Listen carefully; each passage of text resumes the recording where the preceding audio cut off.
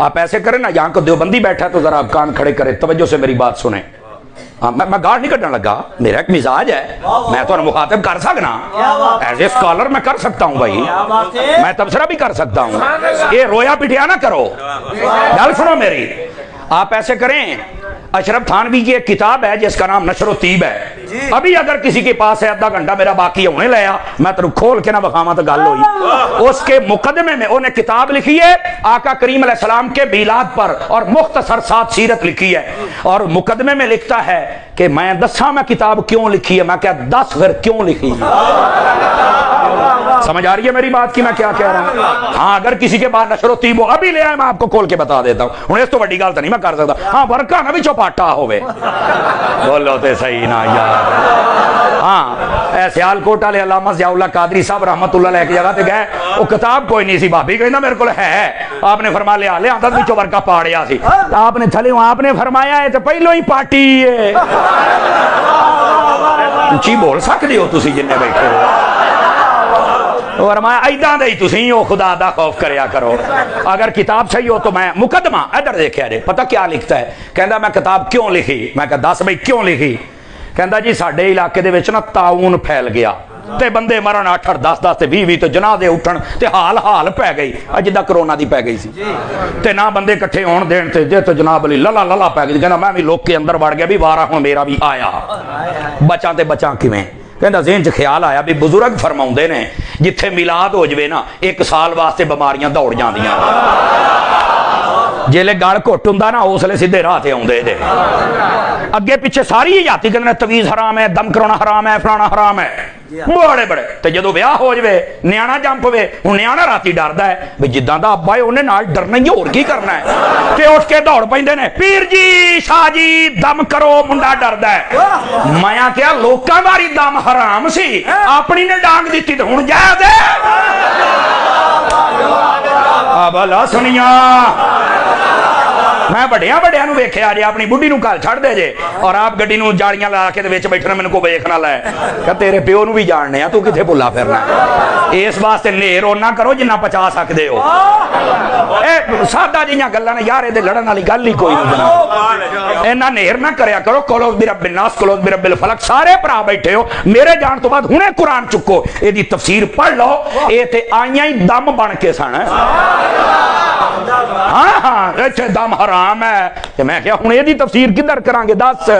नबी पाक खुद पढ़ के अपने उत्ते फूक मारदे सन, जदों बहुते थके हुंदे सन ना ते आप फरमाउंदे सन आयशा गल सुन जी आका, फरमाया दोने सूरतां पढ़ के तू मैनू दम कर। मुफ्ती अहमद यार खान नईमी कहंदे ने औरत भी दम कर सकदी जे, समझ आ रही है? ये दम तो कुरान दे विच साबित है, ते दम सुन के कईयां नूं यकदम हो जांदा जे। एडी टेंशन ना लिया करो। ओ हुण पता की कहंदा है, कहंदा जी मिलाद जदों होवे ते साल वास्ते बीमारियां दौड़ जांदियां ने, ते हुण करन की लगा है, कहन लग्या भी मैं हुण मिलाद करां ताकि बीमारियां दौड़न, बंदे तो इकट्ठे हो नहीं सकदे, ते हुण की करां। ये अशरफ थानवी खुद लिखदा पिया जे, कहंदा फिर मैं सोचिया भी चलो इंज नहीं ना ते हजूर दा मिलाद लिख दिन्ने आ, हो सकदा है लिखण दी बरकत दे नाल बीमारियां दौड़ जान। कहंदा मैं लिखना शुरू किया ना, 2-4 दिन गुजरे तो मैं अपने जिन्ने खलीफे खलूफे सी ना उन्होंने सारे आखो पता करो इलाके च की है, कहंदे यार को ठल पै गई है, सुनिया जे समझ आवे तां। हुण मैं तो कहंदा कोई बैठे जे छेती अपनी किताब ले आओ, अपने घरों ले आओ ना तो ज्यादा स्वाद आएगा, पर एडी हिम्मत कोई नहीं करन लगा, सानू पता है। हाँ, कोई नहीं करन लगा है तो ले आओ, मैं बैठा। कहंदा जी मैं जदों लिखना शुरू किया तो ठल पै गई ना, कहंदा मैनू समझ आ गई कि ये बरकत है हजरत के मिलाद की। मठे बोलिया जी, मठे बोलिया जी। कहंदा फिर मैं नियत की भी किताब पूरी करनी है। अगली गल है ओ बच्चे भी तवज्जो फरमाओ, जेड़े कहंदे ने ओ जी 12 रबीउल अव्वल नहीं सी, मैं क्या किताब शुरू भी 12 नूं होई है ते मुकाई भी 12 नूं ही है, आके किथे गल्लां कर दे हो, ड्रामे कर दे हो, क्या कमाल वाली गल है यार, को खुदा दा खौफ करो यारा।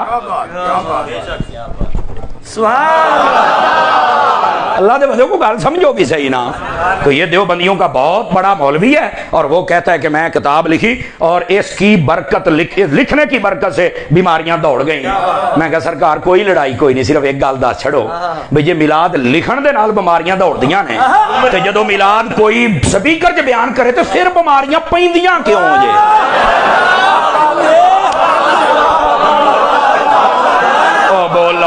अमानत बन के बैठिया जे भी किते खयानत ना हो जाए। दोबारा मैनू मौलाना फरमा रहे ने क्या दोबारा जुमला एक बारी यार सादा गल है मैं पहले दसिया लड़ाई झगड़ा गालम गलोच नहीं सादा बात है।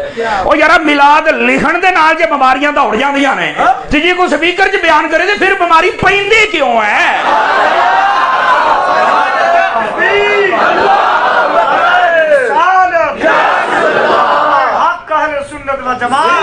लो जी इत्थे एक होर गल कोहले हदीस बैठा ते भाजी तुसी भी तकड़े हो जाओ तुहानू भी एक गल सुना ना गाल नहीं बंदा नहीं गल पाए दी दसनी है।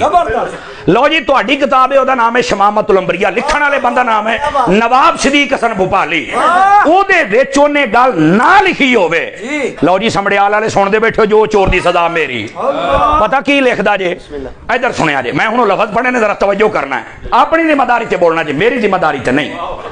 कहता है हजरत का मिलाद सुनकर जिसको खुशी ना हो वो दिल किसी मुसलमान का दिल हो ही नहीं सकता है।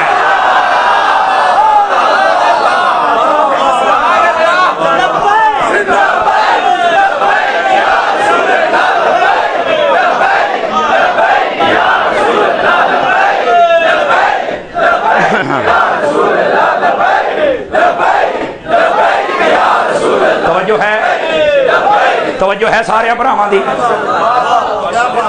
सुभान अल्लाह। सिर्फ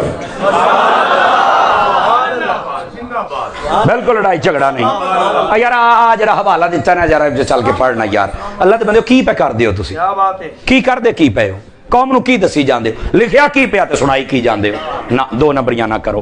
मैं अक्सर कहंदा हुन्ना सिर्फ अपने भड़कियां नू पढ़ लो बस। अल्लाह देखो इमाम अहमद रजा मेरा भड़का है गौस पाक मेरा भड़का है मेरी कोई गल उन्हां दे खिलाफ है मैं ना गल कर मैं अपने आप नू सेट करांगा मैं अपने आप नू सेट करांगा। तो यार जेडे तुहाडे भड़के ने जे उन्हां ने कुछ लिखिया है ते कदी ते हिम्मत करके लोकां नू दसना भी साडे भड़के मिलाद दी वजह तो बचे जे। चलो खैर बहरहाल मैंने किसी को गाली दी हो बुरा कहा हो ये तुसी गवाह रहना जी। हाँ हवाला देना मेरी जिम्मेदारी है ताकि फितना ना हो और लोगों का ज़हन साफ रहे कि यार सारा कुछ है तो फिर नहीं मानते पे।